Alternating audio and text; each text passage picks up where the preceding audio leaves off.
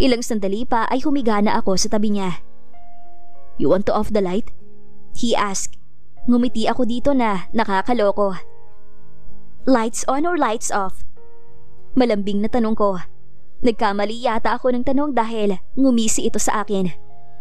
"I prefer lights on," sabi niya at tinanggal agad ang salamin at tinabi ang mga binabasa. Sabay hinila ako sa tabi niya. Agad akong hinalikan nito sa mga labi ko. My God, hindi ako marunong humalik. No boyfriend since birth kasi ako. Tapos ito na nga, bigla na lang ko nagkaroon ng asawa. Wait. Namumungay ang kanyang mga mata na tiningnan ako. "Hindi kasi ako marunong humalik. Sorry." Nahihiyang sabi ko dito. I surprised that I saw the little smile on his lips. "I'll be your teacher then." Paos na boses na sabi nito at hinalikan ulit ako. Nakakalasing at parang nakakahilo ang halik ng asawa ko. Dagdagan pa na sobrang bango nito. Naramdaman ko na lang ang kanyang isang kamay na dinadama ang katawan ko at ilang sandali pa ay nawala na sa akin ang iniingatan ko. "Let's sleep." Agad na sabi nito na hinalikan pa ako sa labi. "Isusumbong kita sa daddy ko." Saad ko dito na hanggang ngayon hindi ako makapaniwala na naisuko ko na ang iniingatan ko. Humarap ito sa akin at biglang umisi. "Binigay ka na sa akin ng daddy mo."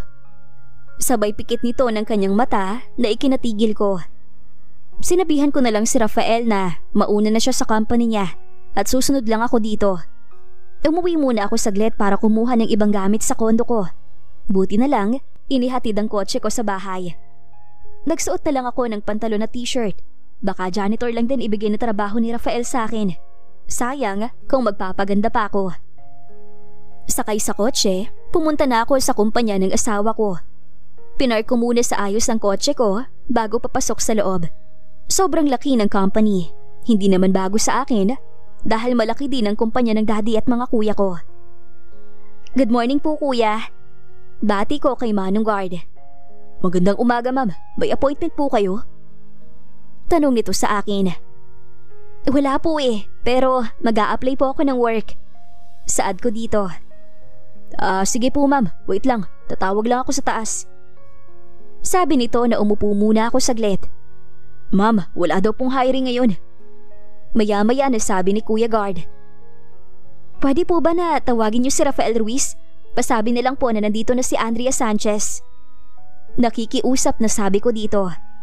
Tinawagan ni Manong Guard si Rafael, pero nagulat ako na wala daw itong kilalang Andrea Sanchez. "Ma'am Andrea, hindi daw po kayo kilala." Magalang na sabi sa akin ni Kuya.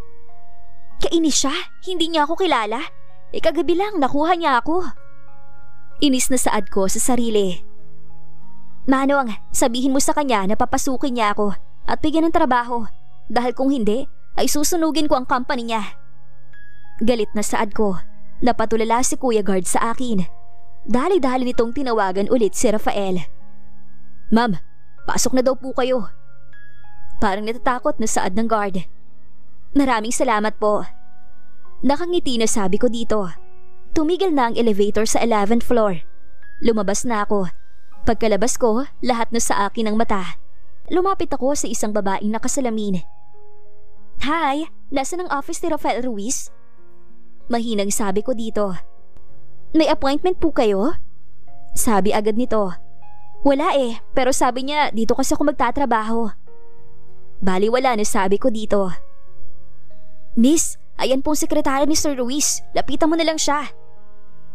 Lumapit ako sa sekretary. Aba, tinaas na agad ako ng kilay. "Yes?" Mataray na bungad nito sa akin. "Kailangan ko makausap si Rafael." Mataray na sabi ko dito. Napanganga ito. "Well, Rafael lang naman ang tawag ko sa sir nila." "Ikaw ba yung nasa baba kay Kuya Guard?" Mataray na tanong niya ulit sa akin. "Oo, kaya papasukin mo na ako." Nauubos na ang pasensya ko sa babaeng ito. Ang ibang nagtatrabaho nakatingin na sa amin, pero wala na akong pakialam dahil kanina pa ako naiinis sa boss nila. Dali-dali itong tumawag sa telepono. "Sir, nandito na yung Andrea Sanchez, yung pinapasok ni Kuya Guard." Pasok ka na daw. Nabubulol na sabi nito. Wala nang katok-katok. Pinihit ko na agad ang pinto. Nakita ko si Rafael na busy sa pagbabasa at pagpirma ng mga papel. Nakasimangot ako at tumingin dito. Tiningnan niya rin ako. Napaka-iskandalosa mo talaga. Saad nito sa akin at tumayo ito. Talaga? Sabi ni Kuya Guard hindi mo ako kilala. Kagabi lang kinuha mong iniingatan ko eh. Bataray na sabi ko dito. Pero nagulat lang ako dahil bigla nito akong hinalikan. Nanlalaki ang mga mata ko at natulala pa sa sinabi niya. Talaga namang wala akong kilalang Andrea Sanchez. Baka Andrea Ruiz meron pa. Nakangiti na saad nito at bumalik ulit sa kanyang mesa. Nakaupo ako ngayon sa sofa habang nanunood ng TV habang nagtatrabaho si Rafael. Akala ko pa naman may trabaho na agad ako. Yun pala, uupo lang sa loob ng opisina niya. Sabi mo, bibigyan mo ko ng trabaho. Nakasimangot na sabi ko dito. Later, tatanungin ko kung sa may bakanteng department. Sabi nito na hindi man lang tumitingin sa akin dahil busy ito sa binabasang papeles. Maya-maya may kumatok at pumasok dito ang sekretary ni Rafael. Nakita nito ako pero umiwas agad ito ng tingin. Sir, si Ma'am Danica nasa labas po. Magalang na sabi nito. Tumingin muna si Rafael sa akin at napabuntong hininga ito. Sige, papasukin mo. Sagot ng asawa ko. Maya-maya lang may pumasok na isang napakagandang babae. Wait, ito ba yung babaeng dapat pakasalan ni Rafael? Babe, tawag nito kay Rafael. What are you doing here? Seryosong saad lang naman ang asawa ko. Can we talk privately? Saad ni Danica na nasa akin ang mga mata. Privately? Anong gustong palabasin nito na lalabas ako? Saad ni Andrea sa sarili. Lumapit ako kay Rafael at tumabi ako sa kanya. Love, gutom na ako. Maarteng saad ko kay Rafael na ikinagulat niya dahil sa ginawa. Nakatulala naman si Danica sa nasaksihan niya. Sino siya, Rafael? Nauutal na tanong nito kay Rafael. Dahil sa pinaglihi talaga ako ni Mami na super madaldal, inunahan ko na si Rafael na sumagot dito. Hi, I'm Andrea, Rafael's wife. Nice to meet you. Nakangiting saad ko dito sabay alis sa tabi ni Rafael. Nabigla yata sa sinabi ko. What? Paano nangyari to, Rafael? Napapaiyak ito na nakatingin kay Rafael. I'm sorry. Tipid na sagot lamang ng asawa ko. Wait, di ba ikaw yung babaeng naggulo sa kasal namin? Galit itong humarap sa akin. Mali ko ba na hindi nyo tinuloy ang kasal nyo? Bakit ba kasi may patakbo-takbo ka pang nalalaman? Tapos ngayon babalik ka ulit? Nangiinis na sagot ko dito. How dare you? Sigaw nito sa akin. Ay, tanungin mo si Vice President. Siya lang naman ang nagplanong ipakasal kami. Sabi ko, sabay ngisi ko dito. Andrea. Galit na tawag ni Rafael sa akin. Oh, bakit? Palayasin mo babae na Rafael kung ayaw magkaroon ng World War III dito. Irap na sabi ko dito. Panay naman ang hilot ni Rafael sa kanyang sentido. Danica, can we talk on the other day? Sabi ng magaling kong asawa. Walang other day na magaganap. Kakasuhan ko talaga kayo. Pangiinis ko sa dalawa. Napanganga na naman si Rafael. Masama naman akong tiningnan ni Danica. Aalis na ako, Rafael. Diin na sabi nito. Napatango na lang si Rafael dito. Pero syempre, kailangan din natin magbabay, di ba? Babay, Danica. Ingat! Nagiinis na saad ko dito. Maya-maya lang ay tumayo na si Rafael at lumabas, kaya naiwan akong napaupo sa upuan. Ilang sandali pa ang lumipas ay hindi na bumalik si Rafael, kaya napag-isipan ko na lumabas na rin. Nakita ko ang kanyang assistant. Nakita mo ba si Rafael? Tanong ko dito. Kasama ang kanyang fiancé na si Ma'am Danica. Bakit? Mataray na sagot nito sa akin. Dahil asawa lang naman niya ako. Mataray na sagot ko dito. Are you kidding me? Natatawang sabi nito. Huwag ka mag-English. Alam ko walang laman ng bank account mo. Patutsyada ko dito na ikinalaglag ng mga panga nito. Hindi sa pagmamayabang, kasama ang daddy ko sa pinakamaimpluwensyang business tycoon sa US at ang mga kuya ko din. Sobrang yaman talaga namin, pero gusto kong mamuhay sa Pilipinas ng simple lamang. Kapal na mukha mo na sabihin na walang laman ng bank account ko? Baka ihagis ko sa yung 150,000 na ipon ko. Galit na sabi nito. Whatever. Sabay talikod ko at pumunta ng elevator. Nakita ko si Kuya Guard at kumakain na ito. Kain po tayo, ma'am. Saad nito sa akin. Ngumiti lang ako.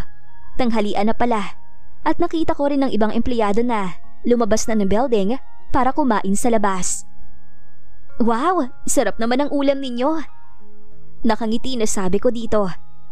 Kumakain naman ako ng maalat na itlog na may kamatis at tinapang isda. Ito kasi lagi ang niluluto ni Jessica, kaya naging favorite na naming magkakaibigan. Pwede pong makikain? Tanong ko kay Kuya Guard. Oo naman, ma'am. Ngiti na sabi ni Kuya Guard at binigyan ako nito ng plato. Ang sarap naman ng tinapa. Sa gitna ng pagkain ko ay dumaan ang assistant ni Rafael. Kasama nito ang ibang empleyado. Tumigil ito sa harap namin ni Kuya Guard at ngumisi. Nakakaawa ka naman. Akala ko asawa ka ni Sir Luis. Kahit pala pambili mo ng pagkain, hindi ka makabili. Nakisalo ka pa kay Kuya Guard, ha? Nagtatawanan ng mga ito. Tumayo muna ako at uminom muna ng tubig. Kuya Guard, may kotse po ba kayo? Sabay harap ko kay Kuya na napatigil rin sa pagkain niya. Po, wala po, mami. Sabay kamot ito sa kanyang ulo. Kinuha ko sa pantalon ko ang susi ng kotse ko at binigay ko ito kay Kuya Guard. Sayo na lang ho ang kotse ko. Bibili na lang ako ng bago. Nakangiti na sabi ko dito na ikinatigil naman ni Kuya Guard. Humarap ako sa assistant ni Rafael. May kotse ka ba? Ngisi na tanong ko dito. Hindi ito nakasagot. Ngumisi ako sa babae. Kuya, sumunod ho kayo sa akin sa garage para ituro ko sa inyo ang kotse ko. Saad ko dito. Mamaya tatawag na lang ako kay Sandy na bibili ako ng kotse. Isa sa mga business ni Sandy ang pagbebenta ng mga mamahaling sasakyan. Tumalikod na ako. Ipapaayos ko na lang ang paglipat sa pangalan ni Kuya Guard. Pagdating sa garahe, kinuha ko lang ang mga papeles ng kotse. Wala naman akong ibang gamit sa loob. Maya-maya, nakita ko na si Kuya Guard. Ma'am, totoo po ba na ibibigay niyo to sa akin? Maluha-luhang sabi niya. Opo, at saka mayaman naman ang asawa ko, si Rafael po. Nakangiti na saad ko dito. Asawa niyo po pala si sir? Ngumiti lang ako dito. Nagpaalam na ako kay Kuya Guard na uuwi muna ako. At sinabihan ko rin na ako nang mag-aayos para sa paglipat sa pangalan niya. Pumara ako ng taxi at sa kondo ko na muna ako uuwi. Mainit kasi ang ulo ko kay Rafael. Maging maayos kaya ang pagsasama ni na Rafael at Andrea? Abangan sa susunod na kabanata. Please like, share, subscribe for more updates. Maraming salamat po!